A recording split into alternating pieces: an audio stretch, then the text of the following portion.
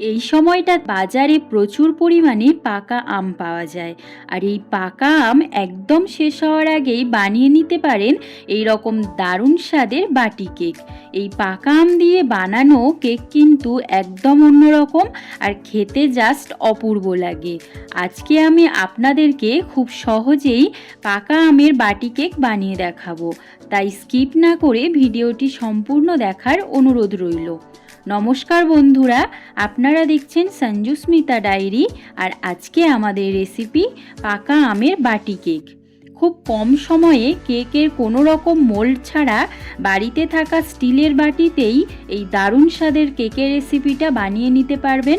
তো চলুন এই দারুণ স্বাদের নরম ও স্পঞ্জি কেকের রেসিপিটা বানানো শুরু করা যাক। যেহেতু এই কেকের জন্য মেন উপকরণ পাকা আম, তাই প্রথমেই আমি এখানে একটা পাকা আম নিয়ে নিয়েছি। আমটাকে খুব ভালোভাবে 2 থেকে 3 বার জল দিয়ে পরিষ্কার করে ধুয়ে নিতে হবে। আমের উপরের অংশটা কেটে বাদ দিয়ে দিতে হবে। তারপর আমটাকে 2 দিক দিয়ে স্লাইস করে কেটে নিতে হবে। এখানে কিন্তু আমি একটাই পাকা আম নিয়ে নিয়েছি। আপনারা যদি আরও একটু বেশি পরিমাণে কেকটা বানাতে চান তাহলে 2টো পাকা আম নিয়ে নিতে পারেন।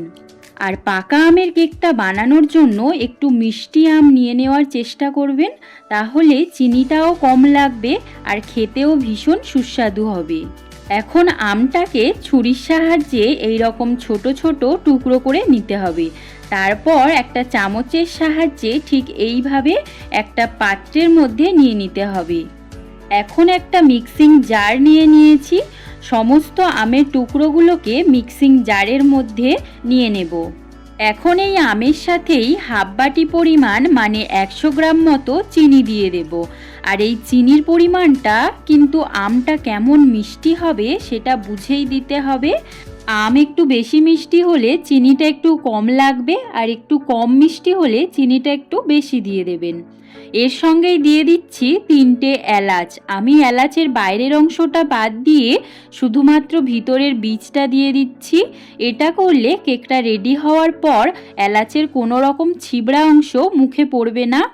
এখন এই সমস্ত উপাদানগুলোকে আমাদের জল ছাড়া খুব ভালোভাবে পেস্ট বানিয়ে নিতে হবে। ঠিক এই রকম একটা স্মুথ পেস্ট তৈরি হবে। এখন 1 বাটি পরিমাণ ময়দা নিয়ে নিতে হবে। আমি কিন্তু বাটিতে একদম ভরে ভরে নিয়েছি।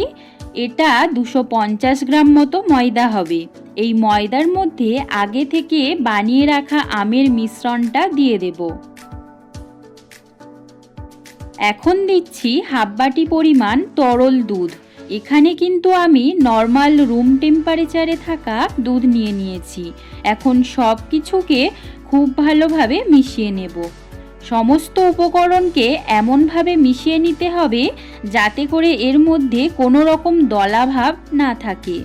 আমার এখানে পরে আরও একটু দুধ লাগবে মনে হয়েছিল, তাই আমি পরে আরও একটু দুধ অ্যাড করেছি। এখন সব কিছুকে বেশ ভালোভাবে একসঙ্গে একই ডাইরেকশানে মেশাতে থাকবো।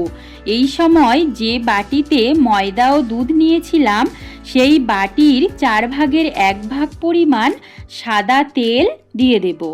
আপনাদের বানানোর সুবিধার্থে আমি কিন্তু এখানে ব্যবহৃত সমস্ত উপকরণ একটাই বাটিতে মাপ করে নিয়েছি।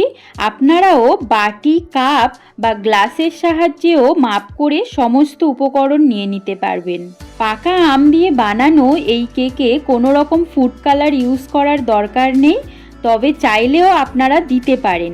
তবে পাকা আম থেকে একটা ন্যাচারাল কালার আসে, এতে করে কেকটা দেখতে কিন্তু যথেষ্ট সুন্দর লাগে। সমস্ত মিশ্রণটা যখন খুব ভালোভাবে মেশানো হয়ে যাবে তখন এখানে আমাদেরকে দিয়ে দিতে হবে হাফ চা চামচ বেকিং পাউডার, আর তার থেকেও কম পরিমাণে মানে 2 চিমটি মতো বেকিং সোডা দিয়ে দিতে হবে। বেকিং সোডা কিন্তু বেশি দেবেন না, কারণ এটার পরিমাণ বেশি হয়ে গেলে কেকের মধ্যে একটা অন্যরকম স্মেল চলে আসবে, তখন কিন্তু কেকটা একদম ভালো লাগবে না। এখন বেকিং পাউডার ও বেকিং সোডাটাকে খুব ভালোভাবে মিশিয়ে নিতে হবে। আর খুব ভালোভাবে মেশানোর পর দেখবেন সম্পূর্ণ মিশ্রণটা বেশ খানিকটা ফুলে উঠেছে। 2 থেকে 3 মিনিট কেকের মিশ্রণটা ফ্যাটানোর পর এটা একদম রেডি হয়ে যাবে।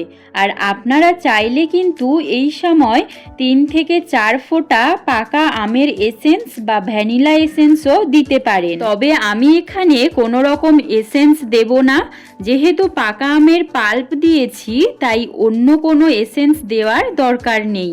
এই পাকা আমের কিন্তু খুব সুন্দর একটা সেন্ট থাকে। এখন স্টিলের বাটিতে কেকগুলো বানিয়ে নেব। আমি এখানে 4টে স্টিলের বাটি নিয়ে নিয়েছি আর এগুলোর মধ্যে খুব ভালোভাবে তেল ব্রাশ করে নিতে হবে, তাহলে কিন্তু কেকটা ডিমোল্ড করতে অনেক সুবিধা হবে আর বাটিতে কেকের মিশ্রণটাও আটকে যাবে না। আর আপনারা যদি একটাই বড় মাপের কেক বানিয়ে নিতে চান তাহলে বড় কোনো পাত্রে ঠিক একইভাবে তেল ব্রাশ করে নিতে হবে, তারপর দিয়ে দিতে হবে এই কেকের মিশ্রণটা। যেহেতু বাটিতে কেকটা বানাচ্ছি তাই অল্প অল্প করে হাতার সাহায্যে মিশ্রণ নিয়ে বাটির মধ্যে দিয়ে দেব।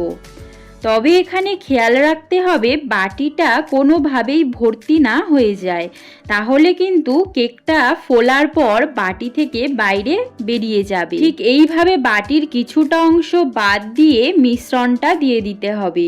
মিশ্রণটা দিয়ে দেওয়ার পর আমাদের বাটিগুলোকে একটু ট্যাপ করে নিতে হবে।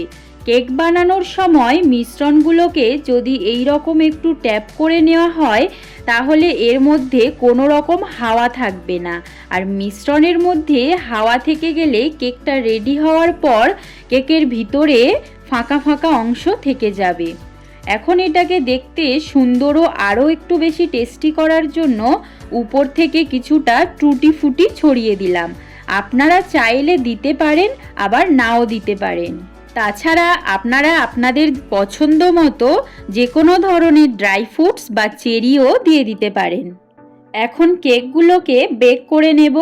এর জন্য আমি একটা পুরনো কড়া নিয়ে নিয়েছি, ওটার মধ্যে কিছুটা লবণ ছড়িয়ে একটা পাত্র বসিয়ে দিলাম। ওটার উপর একে একে কেকের মিশ্রণের বাটিগুলো বসিয়ে দিয়ে ওপর থেকে একটা বড় পাত্রের সাহায্যে ঢাকা দিয়ে দেব। এখন প্রথম 5 মিনিট হাই হিটে ও পরে 20 মিনিট লো হিটে রান্না করে নিতে হবে, তাহলে কিন্তু আমাদের পাকা আমের কেকগুলো একদম রেডি হয়ে যাবে। আর কেকটা অবশ্যই একদম ঠান্ডা হয়ে যাওয়ার পরেই ডিমোল্ড করতে হবে। বেশ 10 মিনিট মতো রেস্টে থাকার পর আমি একটা ছুরির সাহায্যে দেখাচ্ছি এটা ভিতর থেকে পারফেক্টলি হয়েছে কিনা। ছুরির গায়ে কেকের কোনো অংশ লেগে না থাকলে বুঝবেন এটা একদম রেডি হয়ে গেছে। আর ঠান্ডা হওয়ার পর আমার কেকগুলো কোনো রকম কোনো কিছুর সাহায্য ছাড়াই ডিমোল্ড হয়ে যাচ্ছিল। আর দেখুন কালারটাও বেশ সুন্দর এসেছে। এই যে দেখুন কেকটা এতটা সফট ও স্পঞ্জি হয়েছে, আশা করছি আপনারা দেখেই বুঝতে পারছেন। আপনাদেরকে একটা ভেঙেও দেখাচ্ছি এটা ভিতর থেকে কতটা পারফেক্ট হয়েছে। এই যে দেখুন ভিতরটা কেমন জালিদার ও নরম তুলতুলে হয়েছে। আপনারা এইভাবে অবশ্যই একবার বাড়িতে বানিয়ে দেখতে পারেন। এটা কিন্তু খেতে ভীষণ সুস্বাদু হয় আর যে কেউ এটা বানাতে পারে। তো আশা করছি আমার এই রেসিপিটা আপনাদের অনেক ভালো লেগেছে। আর ভালো লাগলে অবশ্যই লাইক, শেয়ার ও সাবস্ক্রাইব করে পাশে থাকবেন। ফিরে আসছি নতুন কোনো ইন্টারেস্টিং ভিডিওর সাথে। ততক্ষণ পর্যন্ত সবাই ভালো থাকবেন, সুস্থ থাকবেন।